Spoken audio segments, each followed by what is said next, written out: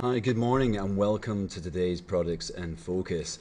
So most global equity markets have rallied very strongly overnight, with the US 30 managing to almost clock up 300 plus points. Very strong performance now that the Fed interest rate hike looks to be dead in 2015. Many other markets all moving up higher in tandem. Japan is also ticking up, but we'll talk about that in a little second. So great session yesterday, ending towards the top end of its range, just before that 55 period SMA, and longer term potential resistance remaining at 17,034. We are slightly retreating first thing this morning, but after yesterday's performance, that's not massively surprising. So then looking at the UK 100, because we've seen such a big bounce in commodity prices and short covering, we've actually had 3 or 4 days of really strong gains. You've got gain, and another strong gain yesterday. It's punching up through 62.96, again capped by that 55 period SMA, with let's just say 6,300 now acting as a potential support. It's a broken resistance now expected to act as support, with a longer term next potential resistance at 64.15. Other technicals relatively neutral. The MACD is going to cross the zero line in the next number of sessions, and we'll see how that goes. So Japan, there is a 2-day session with the Bank of Japan Governor Kuroda and a whole number of other policymakers, and rumours are rife that Japan is quite close to starting another round of monetary stimulus, which should be good for stocks. But again, we've had 4 days of gains. We've had a little bit of a reversal first thing this morning, trading below potential resistance at 18,300.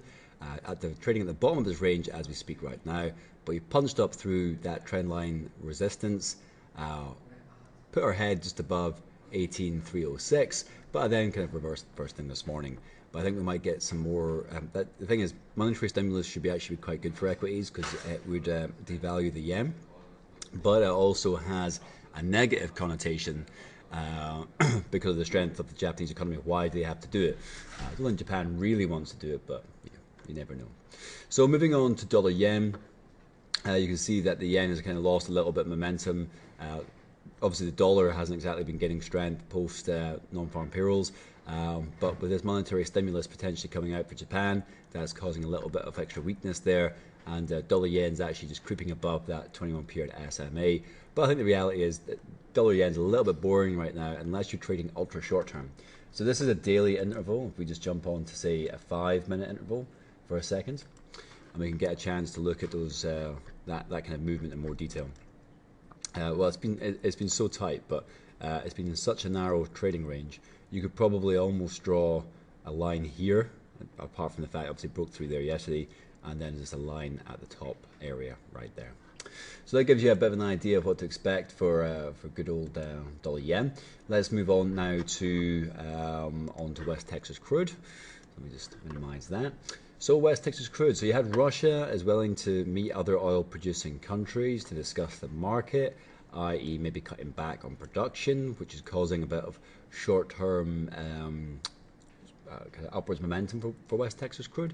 So trading above 45.85. Longer-term potential resistance still remains at $80. No, $50. My mistake.